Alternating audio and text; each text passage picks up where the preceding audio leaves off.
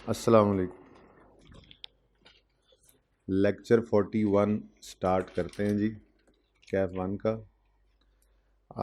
आज इंशाल्लाह हम दो नोट के सवाल करेंगे और वो दोनों ही ऑलरेडी टेस्ट में आ चुके हैं। ठीक है जी।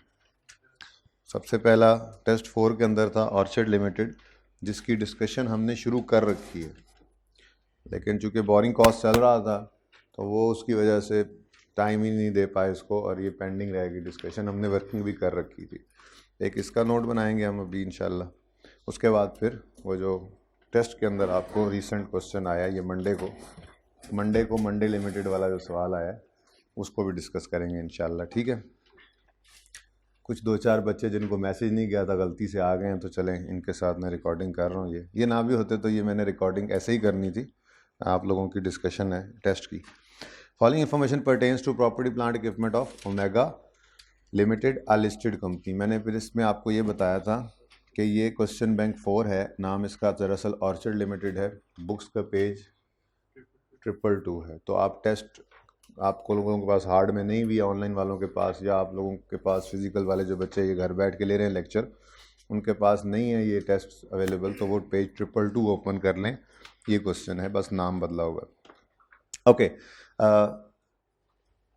ये इन्फॉर्मेशन गिवन है जी। डेट ऑफ परचेज दी गई थी हमें, प्लांट की भी और बिल्डिंग की भी, कॉस्ट भी गिवन है, यूजफुल लाइफ ओरिजिनल गिवन है, डेप्रिसिएशन है और मेथड है। हमने बिल्डिंग की कहानी शुरू कर दी थी। बिल्डिंग का मॉडल रिवैल्यूएशन था, 600 की ये खरीदी थी, 30 साल इसकी ओरिजिनल लाइफ थी, स्ट्रेट लाइन मेथड। फिर बिल्डिंग के बारे में ये बताया गया था, the revalued amount of building as determined by Najeeb consultants and independent valuer on 31 December 15 and 17 was 700 and 463 respectively. On 30 June 17 a building having original cost of 66 was sold.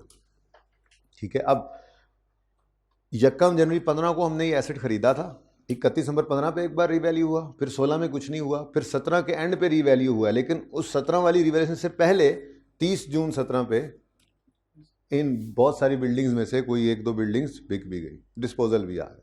ठीक है ना। ये अब ये खाका बन रहा होता है आप लोगों का सवाल को पढ़ते हुए।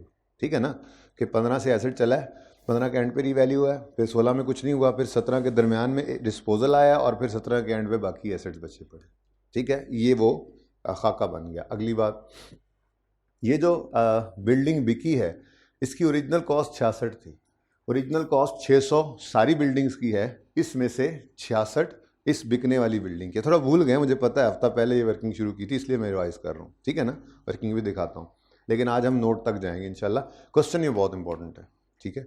अच्छा, तो 66 की कॉस्ट वाली बिल्डिंग बिक गई है। कितने की बिकी है? पीपीई का नोट बनाते हुए मुझे इसकी ज़रूरत नहीं होती वैसे। ठीक है, FAR 2 में जाके डिस्पोजल डिटेल वाला नोट बनाएंगे जब, तो वहाँ पर ये लिखना पड़ता है। हाँ, अगर यही सवाल में रिक्वायरमेंट होती प्रिपेयर फाइनेंशियल स्टेटमेंट एक्सट्रैक्ट्स, तो फिर मुझे इनकम स्टेटमेंट बैलेंस शीट बनानी पड़ती। तो ये प्रॉफिट एंड लॉस के अंदर गेन लॉस लेकर जाना था, तो ये कैश भी रेलेवेंट हो जाता। ठीक है ना। बहरहाल was sold to Bahadur limited. अब ये बहादुर लिमिटेड भी क्या बस पार्टी का नाम है? FAR 2 में यूज़ होगा डिटेल ऑफ डिस्पोजल वाले सब नोट में, इसलिए मैं उसकी डिस्कशन नहीं कर रहा। वो कंपनीज एक्ट का डिस्क्लोजर है। ठीक है। अच्छा, तो on 30 June building having original cost of 66 was sold, मैंने इसको काट दिया था बहरहाल, टू बहादुर लिमिटेड फॉर 85।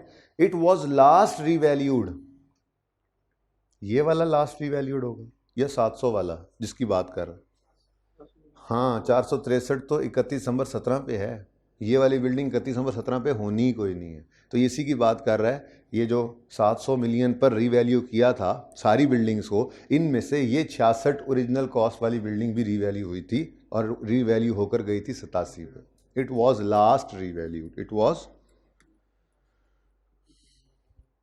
ये, ठीक है, it was last revalued at 87 million. OL incurred a cost of 2 million on disposal. Cost of disposal, disposal cost, इसको क्या करते हैं वैसे हम क्या करते होते हैं, डिस्पोजल की जनरल एंट्री के अंदर या डिस्पोजल के लेजर के अंदर हम सेल प्रोसीड्स में से इसको नेट करके, तो नेट सेल प्रोसीड्स को यूज़ कर लेते हैं। गेन लॉस हमारा खुद ब खुद नेट आ जाया करता है। लेकिन इस सवाल के अंदर ना तो मुझे सेल प्रोसीड्स की ज़रूरत है, ना इस डिस्पोजल कॉस्ट को नेट करने की ज़रूरत है, क्योंकि इस सवाल की रिक्वायरमेंट, बोलो बोलो जो एक दो आ गए हो बोल लो, नोट बनाना है, और नोट के अंदर एसेट और अक्यूमुलेटेड अकाउंट आते हैं। एसेट अकाउंट से एसेट की कॉस्ट से रिवैल्यूड अमाउंट निकलती है, अक्यूमुलेटेड अकाउंट में से उसकी अक्यूमुलेटेड डेप्रिसिएशन निकलती है। फिर कैश का आना तो कैश अकाउंट में, gain loss profit and loss में जाता है, तो पीपीई के नोट में बस ये दो चीज़ें चाहिए होती हैं हमें, ठीक है। अच्छा, OL transfers maximum possible amount from surplus to retain earnings, ये चीज़ बिल्कुल हिस्सा थी रिक्वायरमेंट की, लेकिन मेरे से टेस्ट के अंदर रह गई थी, पर मैंने कहा था चलो कोई बात नहीं, आपको माफ़ी दे दूंगा मैं इसकी, ठीक है। हाँ, ना बताया हो तो बनाना पड़ता है, तो आप लोगों ने बना लिया होगा, ठीक है। अच्छा चलें, अब ये वर्किंग हमने स्टार्ट की थी, ठीक है, इसको एंड नहीं कर पाए थे। 1 जनवरी 15 को 600 मिलियन की सारी बिल्डिंग्स हैं, ये 600 मिलियन 1 जनवरी 15, ठीक है। और पहली रिवैल्यूएशन इनकी हुई है 31 दिसंबर 15 पे 700 पे, और फिर 30 जून 17 पे बिक रही है बिल्डिंग, और फिर 31 दिसंबर 17 पे भी दोबारा रिवैल्यूएशन है, ठीक है ना। किताब खोल के रखें, अगर सवाल आगे पीछे हो रहा है तो लें। 1 जनवरी 15 पे 600 रुपये की कॉस्ट थी, 30 ओरिजिनल लाइफ 30 साल बिल्डिंग की, ठीक है, स्ट्रेट लाइन मेथड। तो याद है ये सवाल भाई, याद है ये सवाल, पता है ना, टेस्ट दिया था, शुरू भी किया था डिस्कस करना, ये वही वर्किंग हुई है आपकी क्लास वाली जी। 600/30 20 जंप नहीं कर सकते, क्योंकि फिर 15 के एंड पे भी रिवैल्यूएशन है, फिर 16 की डिडक्शन है, फिर 16 के दरमियान में डिस्पोजल है, इसलिए हमें वर्किंग तफसील से ही करनी पड़नी थी, ठीक है। तो 31 दिसंबर 15 पे बुक वैल्यू 580 आ गई डेप्रिसिएशन चार्ज करने के बाद, और 31 दिसंबर 15 पे पहली रिवैल्यूएशन करके हमने इसको 700 पे लेकर जाना है। तो 580 बुक वैल्यू, एक लाइन छोड़ी, 700 रीवैल्यूड अमाउंट ली, ये रीवैल्यूड अमाउंट और बुक वैल्यू का डिफरेंस आ गया 120 रिवैल्यूएशन सरप्लस, डन। उसके बाद आगे चला एसेट, 16 के साल की डेप्रिसिएशन निकालनी है, तो रीवैल्यूड अमाउंट को रिमेनिंग लाइफ पे डेप्रिसिएट करना है, और रिमेनिंग लाइफ हमने निकालनी है 31 दिसंबर 15 लास्ट रिवैल्यूएशन के दिन खड़े होकर। अब 1 साल गुजर चुका है, 30 ओरिजिनल लाइफ थी, 1 साल गुजर गया तो रिमेनिंग 29, तो 700/29 और 120/29, 2404.1 आ गई डेप्रिसिएशन, और ये एसेट पहुंच गई 31 दिसंबर 16 पर 31 दिसंबर 16 पे ये डेप्रिशिएट ये रीवैल्यू नहीं हो रहा, ठीक है। आगे बढ़े, अब अगर डिस्पोजल ना होता तो 31 दिसंबर 17 की डेप्रिसिएशन निकालते रफ़ी, तो ऐसे निकालते, सेम फार्मूला यहाँ लग देते, ठीक है, सेम डेप्रिसिएशन माइनस होती, 31 दिसंबर 17 पे ये एसेट पहुंचता, और फिर रीवैल्यू करके 463 पे ले जाते, वो जो गिवन है। पर मसला ये है कि इनमें से एक बिल्डिंग बिक गई है। अब वो बिल्डिंग जो बिकी है उसके लिए ये सिखाया था, वर्किंग 2 करते हैं, depreciation of disposal, book value of disposal, और वर्किंग 3 में डेप्रिसिएशन ऑफ रिमेनिंग निकालते हैं। इसके लिए फिर मैंने आपको ये टिप दी हुई थी कि जब डिस्पोजल की ये वर्किंग करना चाहो तो उसको लास्ट रिवैल्यूएशन की डेट से अलग करके वर्किंग में ले जाओ, ऐसे ही कहा था। जब मैंने ये वाली वर्किंग पहली बार बनाई थी आपकी क्लास में, तो मैंने कहा था ये वर्किंग स्टार्ट किया करो लास्ट रिवैल्यूएशन की डेट से, ठीक है ना। तो लास्ट वैसे और वो जितने सवाल किए थे उनमें मसला ये होता था कि अगर 17 के स्टार्ट में रीवैल्यू हुआ है तो 17 में ही बिक जाता था, तो वो 17 के स्टार्ट से वर्किंग शुरू हो रही होती थी। लेकिन यहाँ पर उसूल ये नहीं लिखवाया था, उसूल मैंने जो पहली बार आपको डिस्पोजल रीवैल्यूड एसेट का सिखा के नोट बनवाया था ना, कुछ शायद 20वें लेक्चर के आसपास होगा वो मामला, तो तब यही इस वर्किंग में ये लिखा था कि इसको आपने हमेशा स्टार्ट कहाँ से करना है, स्टार्ट दिस वर्किंग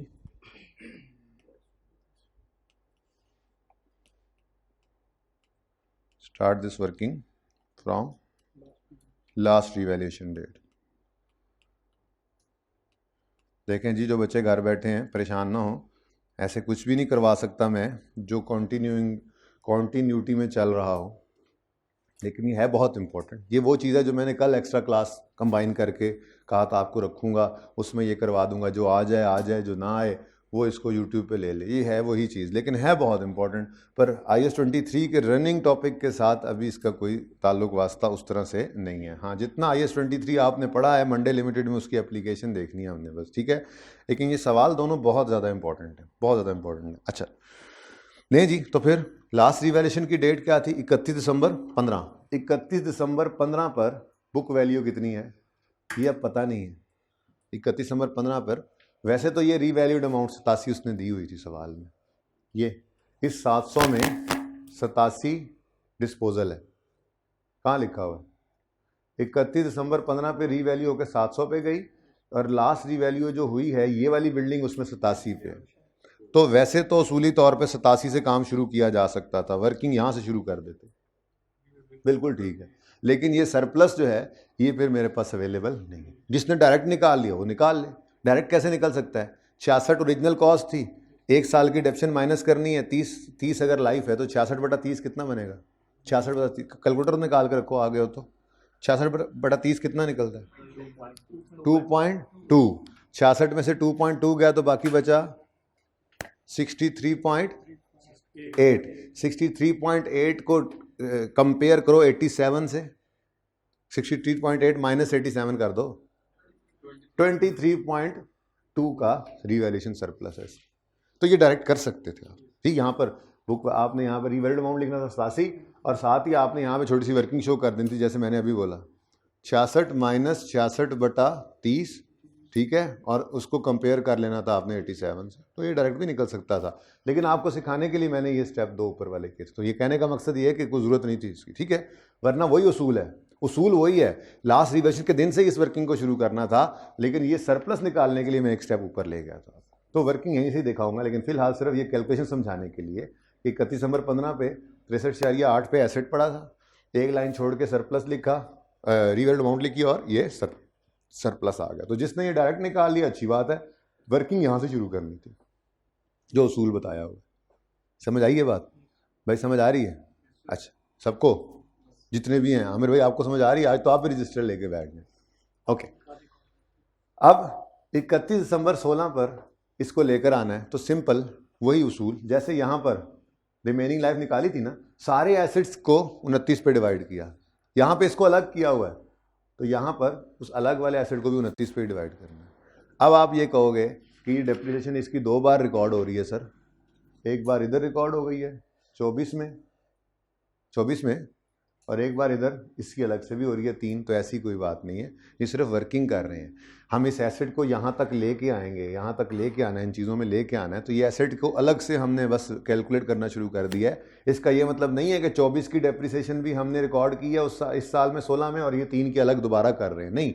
इस 24 की डेप्रिसिएशन में ये 3 भी पड़ा है, यानी 16 के साल की जो डबल एंट्री हुई होगी डेप्रिसिएशन की, वही होगी depreciation expense debit accumulated depreciation credit 24 से, जिसमें ये 3 भी शामिल है। तो ये अलग से एंट्री नहीं कर रहे, लेकिन चूंकि इस एसेट की वर्किंग कर रहे हैं अलग से, जैसे डिस्पोजल के लिए वर्किंग किया करते थे, एक एसेट पुराना चला आ रहा है तो उसकी अक्यूमुलेटेड डेप्रिसिएशन अकाउंट के अंदर पड़ी होती थी, ठीक है ना। तो जब अगर उसकी तफसील से वर्किंग करते थे तो क्या सारी जिंदगी की डेप्शन नहीं, स्टेप बाय स्टेप लेते जाते थे। तो ये सिर्फ वर्किंग कर रहे हैं, ये नहीं समझना कि ये डेप्शन डबल होगी। किसी के जहन में आया तो नहीं था? अच्छा चले, अब तो आ रहा है ना। ले अच्छा जी, तो फिर ये 87 की अकेली बिल्डिंग है, अकेली 87 वाली बिल्डिंग है। अब रीवैल्यू हो गई है तो रीवैल्यूड अमाउंट पे 87 को डिवाइड करना है। अब revalued amount 87, remaining life 31 December 15 पे खड़े होकर वही 29 बनती है भाई। यकम जनवरी 15 को ये बिल्डिंग भी आई थी ना, तो 31 दिसंबर 15 पे 1 साल गुजर गया, रिमेनिंग लाइफ निकालनी है लास्ट रिवैल्यूएशन के दिन खड़े होकर, तो ऑलरेडी निकली हुई थी, दोबारा नहीं निकाला करते थे हम, लेकिन चलो मैंने बता दिया 29। अब 87 भी 29 पे डिवाइड हुआ, 23 से 2 भी 29 पे, ये 3 24 में पड़ा है, ये 0.8 4.1 में पड़ा है, ठीक है। तो इनकी डबल एंट्री वही है जो पहले हुई है। डेप्रिसिएशन की एंट्री 24 से हुई, बीच में 3 की भी एंट्री हुई थी। सरप्लस की ट्रांसफर की 4.1 से एंट्री हुई है, उसके अंदर ये 0.8 भी पड़ा हुआ है। ओके चल, अच्छा अब ये एसेट पहुंच गया 31 दिसंबर 16 या यकम जनवरी 17 पे। अब इस साल के अंदर ये एसेट बिक रहा है, किस दिन बिक रहा है? 30 जून 2017। ऑन 30 जून 17 अब बिल्डिंग हैविंग, ये वाली बिल्डिंग जो थी डिस्पोज, ठीक है। तो 30 जून 17 पर डिस्पोज हो रहा है, तो 30 जून 17 तक इसको क्या कर लें? डेप्रीशिएट। अब वही अगर ना डिस्पोज होता तो वही फॉर्मूला लगना था ना, डिस्पोज हो गया तो 87/29 6/12 किया, और इसको भी 6/12 किया, और ये डेप्रिसिएशन आ गई। असल में तो हम ये डेप्रिसिएशन निकालने चले थे, डेप्रिसिएशन ऑफ डिस्पोजल 1.5 और 0.4 निकल आई है, ठीक है। उसके बाद ये बुक वैल्यू 82.5 और 22 बुक वैल्यू ऑफ डिस्पोजल, ठीक हो गया। अब यहां पे खड़े होकर आपको कहा करता था, उस वक्त आसानी लगती थी क्योंकि उस वक्त यहाँ रीवैल्यू होता था, यहाँ पे 6 महीने 3 महीने की डेप्शन आती थी और साथ ही डिस्पोज हो जाता था। तो आप कहते थे यही एक्यूमुलेटेड डेप्रिसिएशन है, तो मैं कहता था नहीं, ये काम कर लिया करो, कॉस्ट माइनस अक्यूमुलेटेड डेप्रिसिएशन कर लिया करो, ये कॉस्ट माइनस बुक वैल्यू कर लिया करो, अक्यूमुलेटेड डेप्रिसिएशन निकाल लिया करो। ये ऐसे किसी सवाल की तैयारी थी जिसमें जिस साल रीवैल्यू हो उसी साल दोबारा डेप्रिशिएट ये रीवैल्यू हो तो उसी साल ही डिस्पोज ना हो जाए, तो फिर क्या करना है, ये वो वाला मामला है। जिस साल में रीवैल्यू हो उसी साल में डिस्पोज नहीं हुआ, ये 1 साल 2 साल 3 साल बाद भी जा सकता था। तो आदत क्या होनी चाहिए, जैसे ही ये वर्किंग करें एक्यूमुलेटेड डेप्रिसिएशन निकाल लें यहाँ पे। हालांकि पिछले जितने सवाल हमने किए थे उनमें वो एक डेप्रिसिएशन होती थी, वही एक्यूमुलेटेड होती थी, क्योंकि रीवैल्यू होने के 2-4 महीने बाद एसेट बिक जाता था।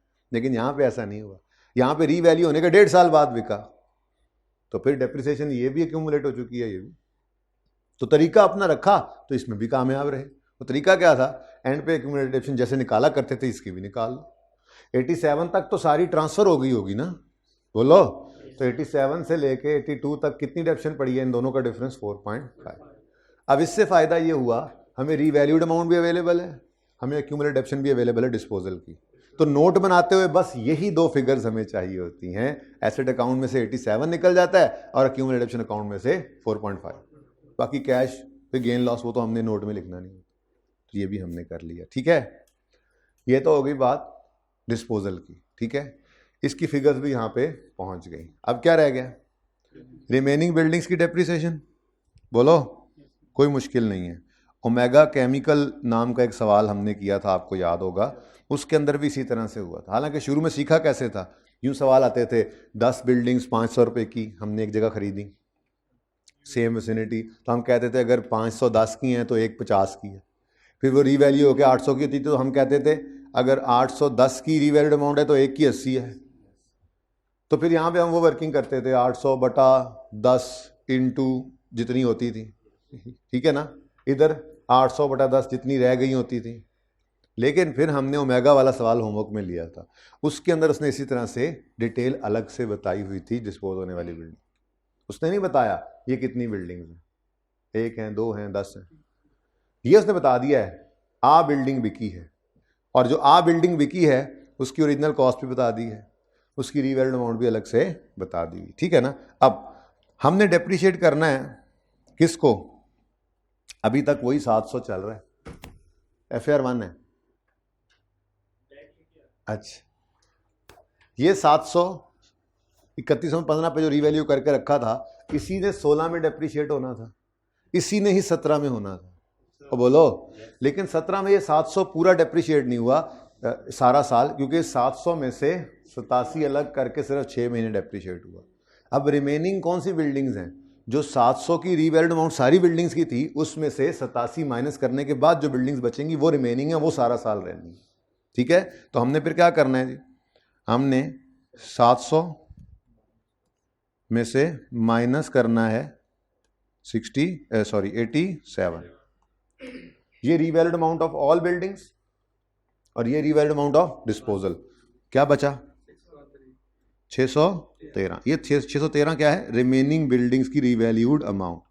डिवाइड करोगे इसको कितने से भाई, वही 29। लाइफ तो अब चेंज होगी 17 के एंड पे आके। इधर देखो, ये यूं है, 700 के 2 हिस्से किए हैं हमने। 700 जो रीवैल्यू हुआ था ना 700, इसके 2 हिस्से हो गए ना। कहाँ से ले, यहाँ चलो इधर ही देख लो, ये 700 के 2 हिस्से हैं बेसिकली। एक है 87 जो डिस्पोज हो गया, तो बाकी बच गया 613 जो नहीं हुआ है, तो वही 700, लाइफ तो वही 29 थी जिस पे डेप्रिशिएट करना है। तो 87 को 29 पे डिवाइड करके 6/12 कर दिया, क्योंकि ये 6 महीने चला, और इस 613 को डिवाइड करेंगे 29 से और कुछ भी नहीं करेंगे, क्योंकि ये पूरा साल रहा। समझ आई है। तो ये 29 से डिवाइड किया, आंसर आ गया 21.1। चलो अब एक डेसिमल चल रहा है ना, एक चल रहा है। अब हशर के साथ आपको पता है नशर होता है, वो तो बड़े आसानी से आप कर लेंगे जब एक बार आपने कर लिया। देखो ना, 700 में से 87 माइनस किया तो रिमेनिंग बिल्डिंग्स की रीवैल्यूड अमाउंट आ गई, उसको हमने डेप्रिशिएट किया और फ्रैक्शन नहीं लगाया क्योंकि ये पूरा साल रही है। 120 में 23.2 डिस्पोजल का सरप्लस था, उसको अलग ट्रीट कर लिया, तो रिमेनिंग निकालना है तो क्या करोगे, 120 minus 23.2 is equal to 96.8 divided by 29 is equal to 3433 कर दो ना फिर। अब मुझे ये फिगर भी मिल गई और ये फिगर भी मिल गई। ये फिगर कौन सी है? ये 21.1 depreciation expense debit accumulative credit वाली एंट्री और 3.3 revaluation surplus debit retained earnings. ठीक है, ऑर्चर्ड वाला सवाल कर रहे हैं, वो जो टेस्ट 4 में आया था। यार कहाँ से आ गए हैं ये लोग यार? तुम लोगों को छुट्टी दी थी, तुम लोग फिर भी आ गए हो यार। कौन लोग हो यार तुझसे यार? मतलब आज मैसेज किया छुट्टी है मत आओ, फिर भी आ गए। क्या देख कर आ रहे हैं? उस पे क्या है? हाँ तो वही मैसेज है। उस वक्त तो कुछ हो भी नहीं रहा था वैसे, जिस वक्त एंड पे ही एकदम से गड़बड़ हो गया जी। चलें जी, शुरू करें आगे। चलो अच्छा जी, अब बुक वैल्यू बता दो। यहाँ पर बुक वैल्यू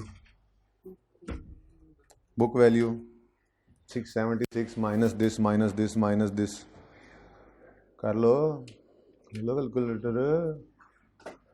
यार छुट्टी थी आज यार।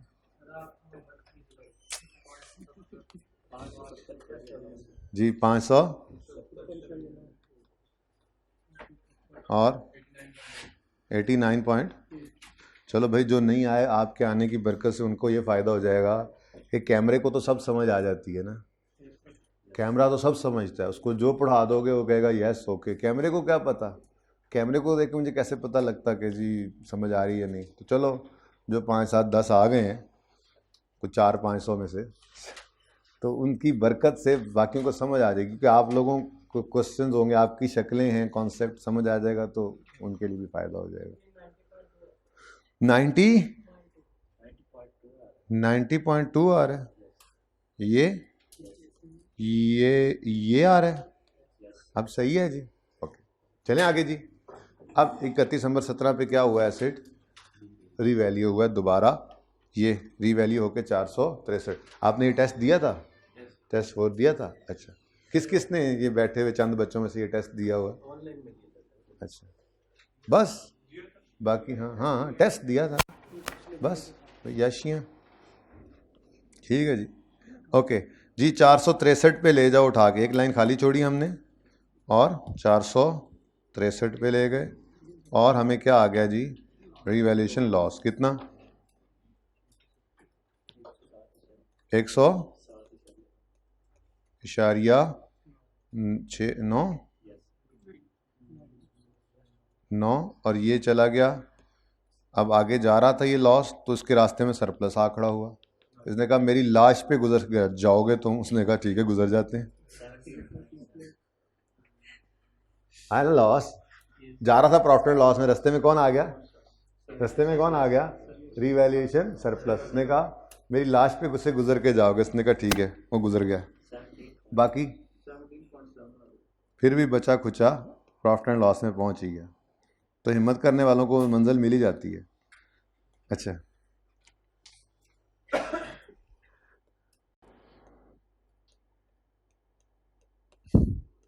चल लें जी, वर्किंग हो गई है पूरी। ये वर्किंग 1 और वर्किंग 2।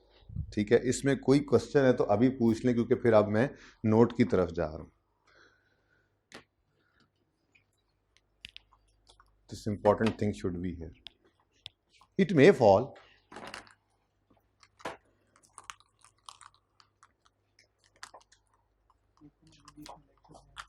हैं?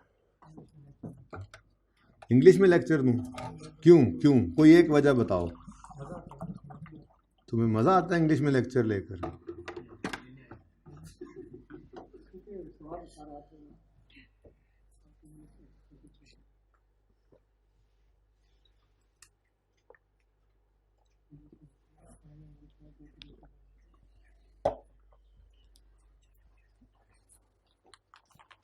ओके, अब बाकी वर्किंग क्या करनी? मेरे ख्याल में तो पहले नोट का फॉर्मेट बनाते हैं और बिल्डिंग्स को निबेड़ देते हैं।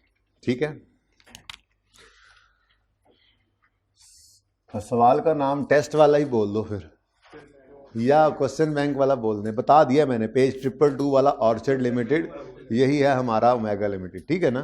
तो ओमेगा लिखेंगे, ओमेगा लिमिटेड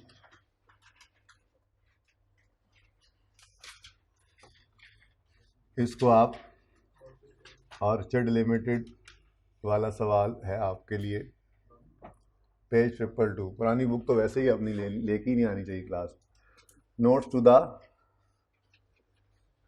फाइनेंशियल स्टेटमेंट्स पूरा लिखेंगे पर्चे में आप, for the year ended 31 December 17, तो 17 के साथ 16 बनाना पड़ेगा, ठीक है।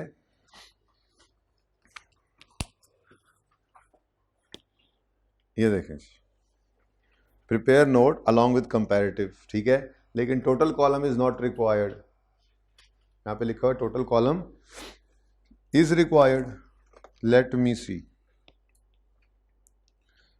कहीं पे तो ऑर्चर्ड मिलेगा, आई कैप वाली ही कर लेते हैं। अगर उन्होंने लिखा हुआ टोटल कॉलम रिक्वायर्ड है तो हम भी कर देंगे, ठीक है। Total column is not required, ठीक है जी। मैं ज़रा इसको बदल रहा हूँ, total column is not required. वैसे मैंने उस दिन यही सोच कर लिखा था, लेकिन शायद नॉट लिखना भूल गया, नॉट लिखा था। चलो, total column is not required. Silent हो तो बनाना चाहिए, कई बार बोली ये बात। एक मिनट आप ये लिख लूँ आपके लिए, मैं ये रूल भी लिखवाता हूँ। आज कोई जल्दी तो मुझे है नहीं, जल्दी तो खैर रोज़ नहीं होती, लेकिन एक टारगेट जहन में होता है वो जो कभी पूरा नहीं हुआ। Total column is not required, ठीक है। तो बाकी का नोट बना लेते हैं, लेकिन चूंकि आप पूरा सवाल पढ़ते हैं ना, तो आपको ये पता है कि प्लांट की रिकवरेबल अमाउंट बता रहे हैं वो 16 पे खड़े होकर, तो शायद कोई इम्पेयरमेंट का चक्कर होगा। तो वैसे तो इम्पेयरमेंट आए तो हम पूरा सेक्शन उसका अलग से डाल देते हैं, लेकिन मैंने आपसे कहा था कि आप डेप्रिसिएशन / इम्पेयरमेंट कर, ठीक है ना। उससे फ़ायदा ये होगा कि आप उसी सेक्शन के अंदर ही, अच्छा, डेप्रिसिएशन प्लस इम्पेयरमेंट की बजाय डेप्रिसिएशन के नीचे एक लाइन डाल दो इम्पेयरमेंट की। ये ज़िंदगी आसान है, मतलब इतने मसले नहीं होते जितने आपको लग रहे होते हैं। मतलब क्या है, थोड़ा सोचो क्या करना है जी, इकट्ठा करना तो क्या करें, डेप्रिसिएशन के नीचे एक लाइन नहीं डाल दें इम्पेयरमेंट, बस गुजारी करना है ना, ठीक है। तो ये बता दें फिर कि क्या करना है, ये बता दें कि क्या करना है, अलग से सेक्शन डालना है। हाँ, अच्छा, वैसे मुझे ना ऑनलाइन वाले बच्चे कह रहे थे इम्पेयरमेंट और उसका रिवर्सल आए तो नोट के अंदर कैसे हम मैनेज करेंगे, ज़रा ये दिखा दें। तो मैं फिर कुछ छोटा सा सवाल देखूंगा किसी वक्त, अब आज तो नहीं, फिर किसी वक्त, ठीक है। तो लिख भी लूँगा, मैंने लिख लिया था बल्कि। चलिए जी, शुरू करते हैं। Note number 9, property plant and equipment पूरा लिखना है प्लीज़, मैं बार बार बोला करता हूँ। ग्रॉस कैरिंग अमाउंट, ये एब्रीविएशंस रिक्वायरमेंट में नहीं यूज़ कर सकते आप। ग्रॉस कैरिंग अमाउंट में सबसे पहले ओपनिंग बैलेंस है, फिर एडिशन है सही कोई एडिशन, चलो अगले सवाल में तो होगा, इसमें नहीं होगा। तो डिस्पोजल, नोट तो फॉर्मेट तो एक ही बार बनाएंगे ना, डिस्पोजल, ट्रांसफर, रीवैल्यूएशन और closing.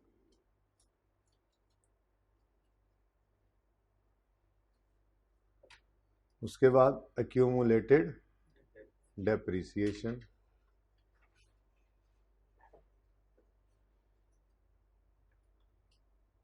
Opening, start of the year revaluation, and है, तो पहले क्या लिख लेते हैं फिर, डेप्रिसिएशन, ट्रांसफर, डिस्पोजल। अच्छा, इम्पेयरमेंट आ भी सकती है, नहीं भी आ सकती, अगर आ गई तो डेप्रिसिएशन / इम्पेयरमेंट लिख देंगे। चलो लाइन डाल दो यार, क्या याद करोगे, खाली छोड़ो तो मैं लाइन फिलहाल, आप एहतियातन खाली छोड़ दोगे, एंड पे भी छोड़ सकते हैं ना, एंड पे भी खाली छोड़ सकते, बल्कि तरतीब नहीं छेड़ते आपकी, क्या ख्याल है, कहते हो तो एंड पे, चलो ठीक है छोड़ जी। उसके बाद डिस्पोजल, और क्लोजिंग, बोलो बोलो, क्लोजिंग बोलो, क्लोजिंग बोलो, बोला नहीं, अच्छा ट्रांसफर नहीं आया, तभी मैं कहूँ जी, ट्रांसफर और डिस्पोजल और नहीं बोला जा रहा आपसे, क्लोजिंग। उसके बाद इन दोनों का डिफरेंस आ जाएगा, क्लोजिंग्स का डिफरेंस आ जाएगा बुक वैल्यू, और नीचे वही मशहूर ज़माना तीन पॉइंट्स जो मुफ्त के नंबर हैं, मेजरमेंट बेसिस, डेप्रीसिएशन मेथड या रेट, या डेप्रीसिएशन मेथड और रेट या लाइफ।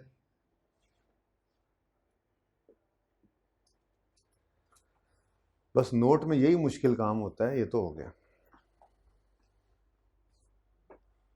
क्या ख्याल है, यही मुश्किल काम होता है ना। चलो अब क्या चीज़ हम कर चुके, बिल्डिंग, दूसरा क्या था, प्लांट। तो चलो ज़रा ये अपना सेटिंग बना लेते हैं, बिल्डिंग ने आना है और प्लांट ने आना है। चलो पहले तरतीब में प्लांट था, हमने बाद में कर दिया, इससे कोई फ़र्क नहीं पड़ता। टोटल कॉलम आपने पर्चे में बनाया होगा, अच्छी बात है, चलें, अब रिक्वायरमेंट में नहीं था तो उसूल लिख लेना आप, total column is not required, जहाँ मैंने ऐड किया ना, अभी सवाल में तो लिखा हुआ है, ओरिजिनल सवाल में लिखा हुआ है, ये बुक के अंदर नहीं लिखा हुआ, इसमें ऐड कर लो, ये लाइन इसमें ऐड करो, total column is not required, ये ऐड कर लो इसमें। वैसे अब पर्चे में बन गया सो बन गया, total column is not required. और वैसे उसूली बात क्या है, उसूली बात यह है कि टोटल का कॉलम हमने लाजमी बनाना होता है अनलेस के वो एक्सप्रेसली मना ना कर दे, ठीक है। टोटल का कॉलम लिखो, टोटल कॉलम हमेशा बनाएंगे अनलेस वो खुद मना कर दे। टोटल कॉलम एक इंटेग्रल पार्ट है भाई नोट का, इसी की तो फिगर उठ के जाती है बैलेंस शीट के फेस पे, ठीक है क्या नहीं, लिख लिया सबने। टोटल कॉलम हम हमेशा बनाएंगे अनलेस सवाल में एक्सप्रेसली मना कर दे, जैसे आज वाले सवाल में मना कर दिया, ठीक है, सही है भाई। फिर बिल्डिंग और प्लांट, साल भी लिखना था खैर से,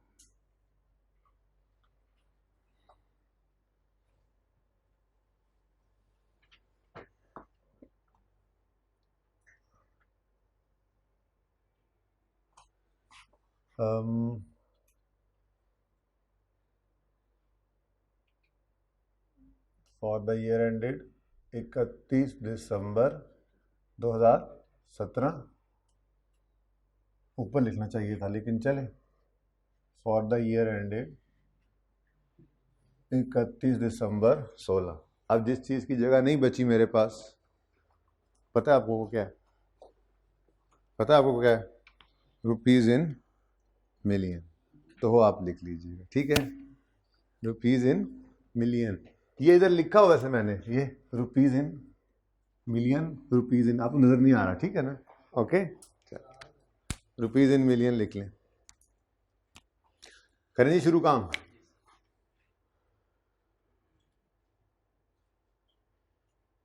कोई दूर से भी आया ज़रा, कोई ज़रा दूर से भी आया हो, दूर से कोई भी नहीं, हालात क्या थे, अभी खामोशी थी इस वक्त यार, पे सोशल मीडिया पे तो ऐसे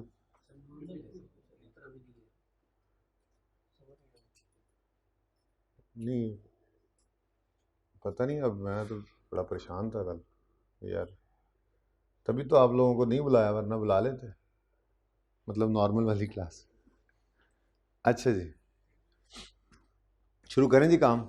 बिल्डिंग तैयार है, बिल्डिंग तैयार है, लेकिन पहले कौन से साल का नोट बनाना पसंद करेंगे आप, 16 का बनाना पसंद करेंगे, ताकि उसका क्लोजिंग अगले साल का ओपनिंग बन सके। अब 16 के लिए मुझे 1 जनवरी 16 का ओपनिंग बैलेंस चाहिए, ऐसे ही है, तो उसके लिए मैं कहाँ आऊँगा, 31 दिसंबर 15, पक्के पक्के उसूल है, 31 दिसंबर 15 पर क्लोजिंग बैलेंसेस निकाल लेंगे, उनको बनाना है 1 जनवरी का ओपनिंग, ठीक है। अब वर्किंग में आए, 31 दिसंबर 15 पे खड़े होकर हमने ये देखना है कि ये एसेट 31 दिसंबर 15 या उससे पहले, याद है मेरा जुमला? मैंने आज तक कभी ये नहीं बोला था ये एसेट 31 दिसंबर 15 से पहले, या यूं नहीं बोला 1 जनवरी 16 से पहले, मैं साथ उस डेट को भी मिलाया करता था, ठीक है ना? तो हम यहाँ खड़े होकर 31 दिसंबर 15 पे खड़े होकर क्या पूछना है सवाल में एसेट से कि क्या तुम रीवैल्यू तो नहीं हुए 31 दिसंबर 15 या उससे पहले? तो ये एसेट 31 दिसंबर 15 पर रीवैल्यू हो चुका है। तो फिर 31 दिसंबर 15 पर asset account latest revalued amount show करेगा जो कि है 700 रुपये। तो एसेट अकाउंट का क्लोजिंग बैलेंस क्या आ गया जी? 700। ये पर्चे में लिखना है, डायरेक्ट लिखना होता है, ठीक है? अब एसेट रीवैल्यू हुआ है किस दिन? 31 दिसंबर 15 पे। तो फिर एसेट अकाउंट क्या शो करेगा? लेटेस्ट रीवैल्यूड अमाउंट 31 दिसंबर 15 वाली 700। फिर अक्यूमुलेटेड डेप्शन अकाउंट के अंदर चूंकि ये एसेट रीवैल्यू हो गया, अगर ये एसेट रीवैल्यू ना होता तो डेट ऑफ परचेज से 31 दिसंबर 15 तक की डेप्रिसिएशन पड़ी होती। अगर रीवैल्यू हो गया है तो फिर डेट ऑफ लास्ट रीवैल्यूएशन से 31 दिसंबर 15 तक की रीवैल्यूएशन पड़ी होगी। तो डेट ऑफ लास्ट रीवैल्यूएशन क्या है? 31 दिसंबर 15, और ईयर एंड जिस पे खड़े हैं वो क्या है? 31 दिसंबर 15। तो अक्यूमुलेटेड डेप्शन का बैलेंस क्या होगा? 0। ये तो हमें वैसे ही पता है कि रीवैल्यूएशन के दिन, इस मेथड में रीवैल्यूएशन के दिन सारी की सारी डेप्रिसिएशन एलिमिनेट कर दी जाती है एसेट अकाउंट से, एक्यूमुलेशन अकाउंट से ट्रांसफर कर दी जाती है एसेट अकाउंट में। तो 31 दिसंबर 15 पे खड़े होकर तो बैलेंस नील ही होना, ठीक है? तो एसेट अकाउंट का क्लोजिंग 700 है, यही ओपनिंग बन जाएगा 700, और यहां पर ओपनिंग बन जाएगा 0, ठीक है? यहां पे कोई वर्किंग रेफर करने की जरूरत नहीं है मेरे ख्याल से। चलें आगे। अब 16 का साल चल पड़ा, वर्किंग हमने कर ली है, 16 का साल चल पड़ा, यहां से आगे चले। 16 के साल में सिर्फ क्या हो रहा है? डेप्रीसिएशन, ठीक है? फिलहाल हम मेन नोट बना रहे हैं, तो मेन नोट बनाते हुए मैंने आपको कहा था इन कॉलम्स को इग्नोर कर देना, ठीक है?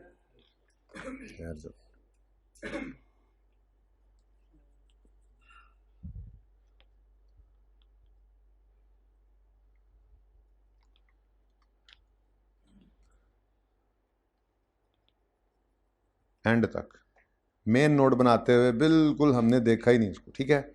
चलो, इधर भी ऐसे, इधर भी ऐसे। मेन नोट की बॉडी में ये 2 कॉलम्स आते ही नहीं। चलो अच्छा जी, 31 दिसंबर 15 के बाद बात आगे बढ़ी तो 16 में सिर्फ क्या हो रहा है? डेप्रीशिएट हो रहा है एसेट 24 से। तो 24 की entry depreciation expense debit, accumulated depreciation credit वाली, ठीक है?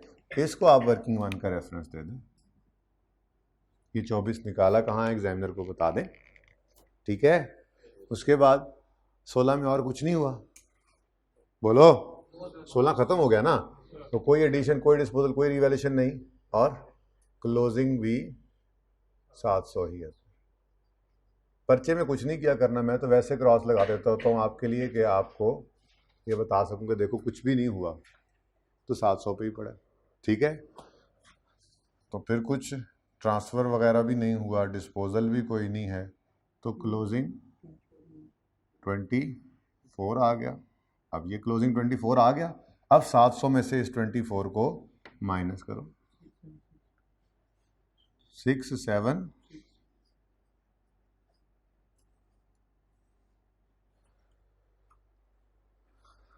Measurement basis revaluation model straight line method 29 years, जो इस 24 को निकालने में इस्तेमाल हुई है वो लाइफ लिख दी,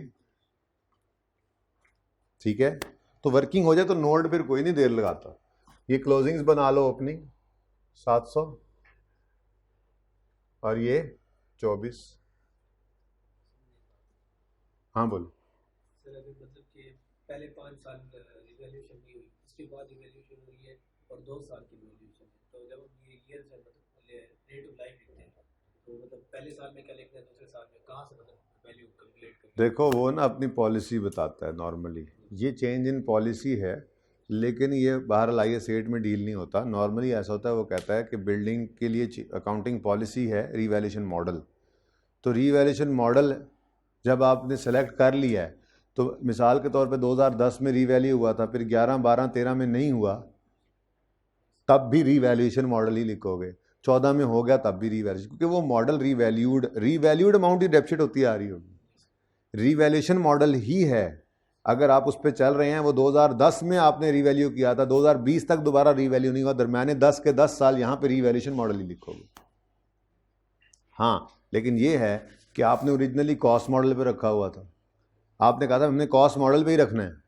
2 साल बाद सोचे चलो यार स्विच करते हैं रीवैल्यूएशन मॉडल पे, तो ये स्विच करने के लिए फिर जिस साल में कॉस्ट मॉडल था वो कॉस्ट नजर आएगा, और उससे अगले साल में रीवैल्यूएशन। लेकिन जब एक बार रीवैल्यूएशन मॉडल आ गया, अब आगे फिर आपने उसको उसी को चलाना है। सर मैं ये लाइव पूछ रहा था कि मतलब लाइव में कैसे 2015 से अभी ऐसे चलता आ रहा है, 2020 17 में से रिवैल्यू हो गया। हाँ, तो 15, 16, 17 जिस स्ट्रेट लाइन मेथड है, तो जो लाइफ 15 में इस्तेमाल हुई थी, अगर 15 में रीवैल्यू हुआ तो रिमेनिंग लाइफ निकली थी, वही 15 वाली 16 में भी लिखोगे, 17 में भी लिखोगे। 18 के अंदर फिर जब रीवैल्यू करने के बाद नई लाइफ यूज की, सादा बात है, डेप्रिसिएशन में जो लाइफ यूज करो वो यहां पे लिखो। अच्छा जी, चलें आगे। उसके बाद जी 17 आ गया है। 17 में तो बहुत कुछ है। सबसे पहले 17 में क्या है? डिस्पोजल। रीवैल्यू तो ये रेंट पे है ना। सबसे पहले क्या है जी? डिस्पोजल। अब डिस्पोजल के लिए आपको क्या कहा था? हमें एसेट अकाउंट और अक्यूमुलेशन अकाउंट में से निकालने वाली 2 फिगर्स चाहिए नोट बनाते हुए। एसेट अकाउंट से निकलती है, कॉस्ट मॉडल पे एसेट पड़ा हो तो कॉस्ट, और रीवैल्यूएशन मॉडल पे पड़ा हो एसेट तो रीवैल्यूड अमाउंट, लेटेस्ट वाली। और अक्यूमुलेटेड एसेट अकाउंट में से निकलती है, अगर कॉस्ट मॉडल हो तो डेट ऑफ परचेज से डेट ऑफ सेल तक की डेप्रिसिएशन, और अगर रीवैल्यूएशन मॉडल हो तो date of last revaluation date of sale तक की डेप्रिसिएशन। ये सारा कुछ हमने यहाँ कर लिया हुआ था। ये रीवैल्यूड एसेट है जो बिका है, तो मैंने ये 2 लाल लाइनें लगा दी थी। एसेट अकाउंट में से क्या निकलेगा? 87 लेटेस्ट रीवैल्यूड अमाउंट, और अक्यूमुलेटेड एसेट अकाउंट में से क्या निकलेगा? 4.5 इसकी डेट ऑफ लास्ट रीवैल्यूएशन से डेट ऑफ सेल तक की अक्यूमुलेटेड डेप्रिसिएशन। तो सबसे पहले ये मुफ्त के नंबर लें, 87 और 4.5।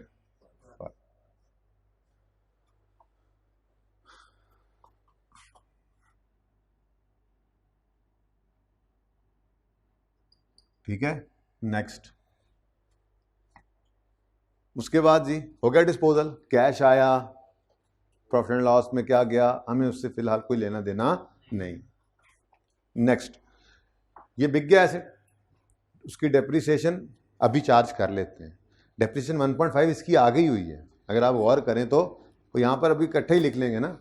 ये ऐसे मैं अगर फिलहाल यहाँ पर लिखूँ तो 1.5 इधर आ गया है, लेकिन फिलहाल मैं रुका क्यों हुआ हूँ? बाकी बिल्डिंग्स की 12 महीने की डेप्रिसिएशन आए तो इकट्ठी लिख लेंगे, तो एंड पे लिख लेते हैं, ठीक है। अच्छा, तो ये एसेट अकाउंट में से हमने निकाल दिया है। मतलब आप कहेंगे एसेट अकाउंट में से तो 87 निकाला है, असल में तो एसेट अकाउंट में से 87 निकाला है, लेकिन अक्यूमुलेशन अकाउंट में से भी 4.5 निकाला है। तो ये नेट करें तो कितना बनता है? 82.5 ये निकल गया, ठीक है। अगला काम डेप्रिसिएशन है। बोलो, ये भी डेप्रिसिएशन 17 की है, ये भी डेप्रिसिएशन 17 की है, ये भी डेप्रिसिएशन 17 की है, और ये भी डेप्रिसिएशन 17 की है।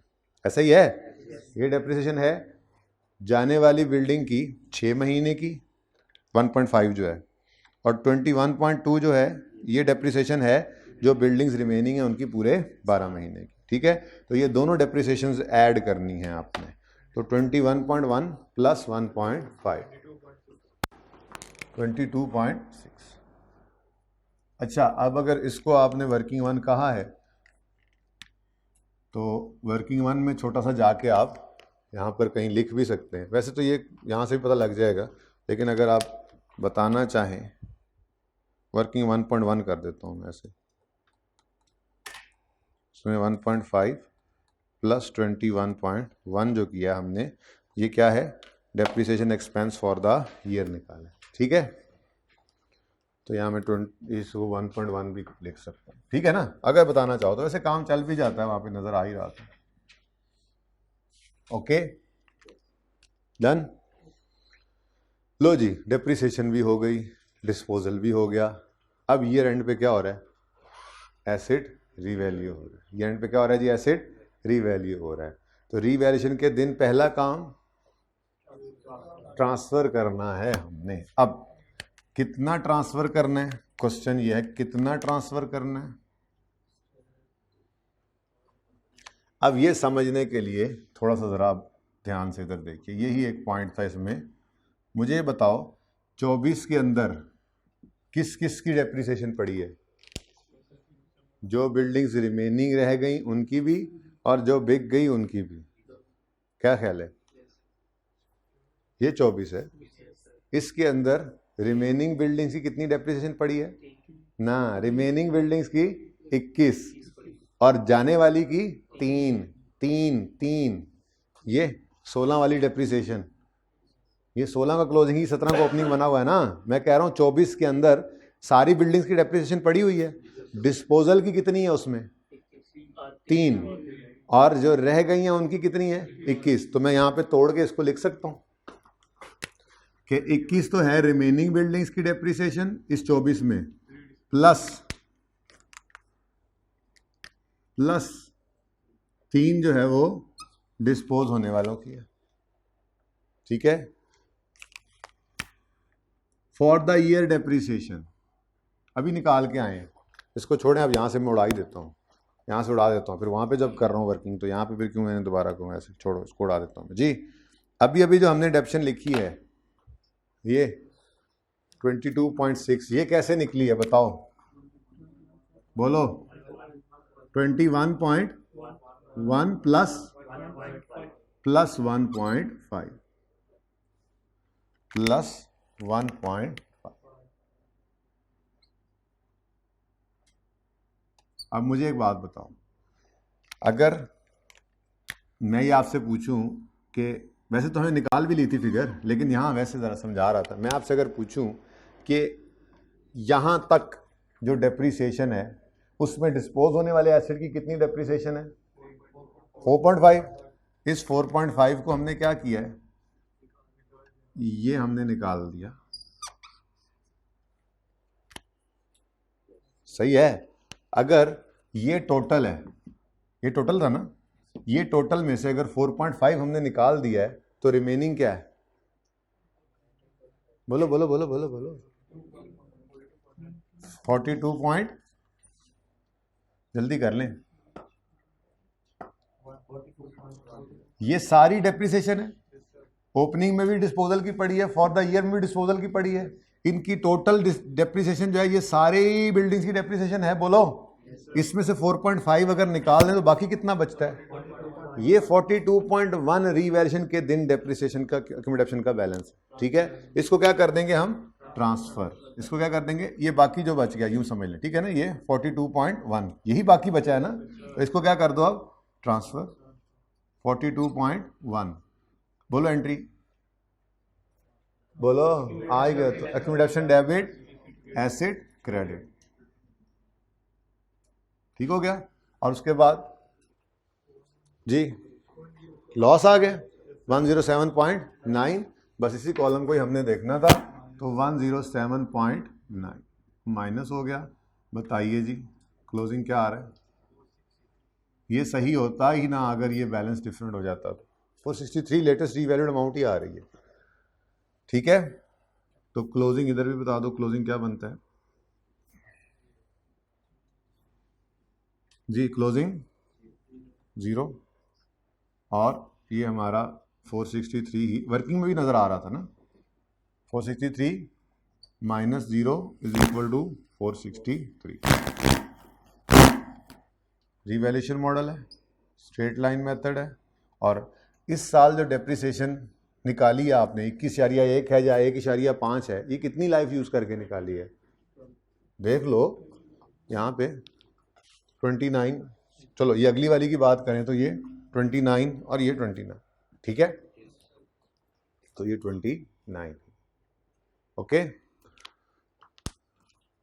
सही है, पॉज कर।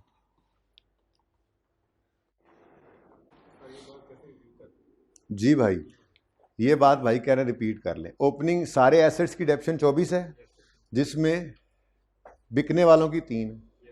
फॉर द ईयर की डेप्शन 22 6 है, जिसमें बिकने वालों की 1.5 है। ठीक है। अब ये जो डेप्रीसिएशन है, ये 31 दिसंबर 15 पे हमारे पास पड़ी, 31 दिसंबर 17 पे हमारे पास पड़ी है? नहीं पड़ी भाई, नहीं पड़ी, क्योंकि 30 जून 17 पे ये निकल गई है। डिस्पोजल होता है तो डिस्पोजल की डेप्शन निकल नहीं जाती एक्यूमुलेशन अकाउंट में से डेबिट होकर। तो ये डेप्रीसिएशन ओपनिंग में 3 आई थी, इस 22/6 में 1.5 आई थी, टोटल 4.5 आ चुकी थी यहां पर। ये डिस्पोजल के दिन यहां से निकल गई, तो बाकी क्या बच गया? ये क्या है? ये रिमेनिंग बिल्डिंग्स की डेप्रीसिएशन है 31 दिसंबर 17 तक की, आज तक की, जिस दिन रीवैल्यूएशन हो रही है। इसको क्या कर देंगे? ट्रांसफर। ठीक है, यही पॉइंट था इस सवाल में, और कुछ भी नहीं था। नहीं समझ आया? फिर समझा देता हूं, फिर समझ लो। ये टोटल 24 की डेप्रीसिएशन है, जिसमें डिस्पोजल की 3 है और जो रिमेनिंग बिल्डिंग है उनकी 21 है। ये 22/6 की टोटल डेप्शन फॉर द ईयर है, जिसमें 1.5 की डिस्पोजल की और बाकी रिमेनिंग की। डिस्पोजल की कितनी डेप्शन आज तक हमारे पास एक्यूमुलेट हो चुकी है? 4.5। ये मैंने यहां पे निकाला भी था, ये 4.5 लेटेस्ट रीवैल्यूएशन से डेट ऑफ सेल तक की डेप्रीसिएशन 4.5। तो ये हमने क्या करना होता है? एसेट अकाउंट में से उसकी रीवैल्यूड अमाउंट निकल जाती है और एक्यूमुलेटेड डेप्शन अकाउंट में से उसकी एक्यूमुलेटेड डेप्शन निकल जाती है। तो ये एक्यूमुलेशन निकल गई। अब बाकी कितनी बच गई? यही बचनी है। आप ये टोटल करो ना, आप इसको टोटल करो। ये 46.6 है, 46.6 में से 4.5 माइनस कर दो, बाकी क्या बच जाता है? 42.1। ये किसकी डेप्रिसिएशन है? ये रिमेनिंग बिल्डिंग्स की है। ये साल के शुरू की है, ये इस साल की है, तो टोटल 42.1 ये है उन बिल्डिंग्स की एक्यूमुलेटेड डेप्रिसिएशन 31 दिसंबर 17 तक की, जो अभी हमारे पास है। अब इनको हमने क्या करना है? रीवैल्यू। तो फिर क्या करोगे? ये 42.1 को ट्रांसफर करके और फिर इसको रीवैल्यू कर लोगे। अब समझ आ गई? किधर से आ गए तुम? छुट्टी दी हुई थी आज, जिब लोगे यार, तुम लोग दीवाने हो। चलें जी, अब जल्दी से प्लांट को कर लेते हैं। ठीक है, कर लें? चलो,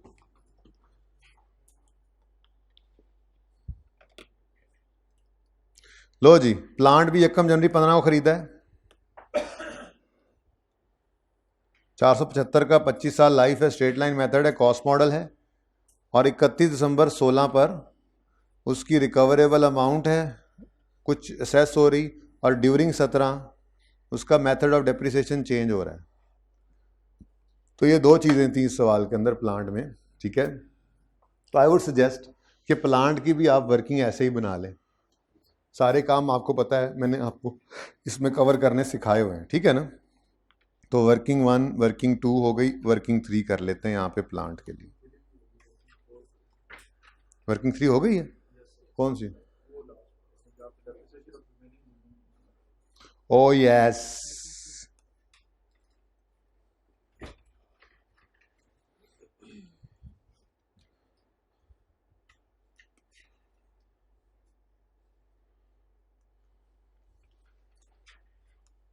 डेट, डिस्क्रिप्शन ना, कोई रिवैल्यूएशन सरप्लस नहीं है। अच्छा, पहली बात है वैसे तो एसेट आना है अभी, लेकिन दूसरी बात ये रिवैल्यूएशन मॉडल वाला है ही, तो बस प्रॉफिट एंड लॉस ऐड कर लेंगे, लेकिन हम तो वो भी नहीं करते होते, हम तो उसके भी अलावा काम चला लेते हैं, आपको पता ही है। इसमें बहरहाल रखना होगा तो रख लेंगे प्रॉफिट एंड लॉस का कॉलम। ठीक है, ये कॉस्ट मॉडल है। सब्सिक्वेंट मेजरमेंट मॉडल कौन सा है? कॉस्ट। ओके, चलो जी शुरू कर दो जी। 1 जनवरी 2015 पर कॉस्ट कितनी थी प्लांट की? 475, और लाइफ 25 साल, स्ट्रेट लाइन मेथड है। तो 475 डिवाइडेड बाय 25, नहीं, 475 डिवाइडेड बाय 25, 25 475 कॉस्ट है, स्ट्रेट लाइन मेथड है, 475 डिवाइड बाय 25 ही करेंगे, रेजिडुअल वैल्यू गिवन नहीं है, क्या मसला है? कहाँ?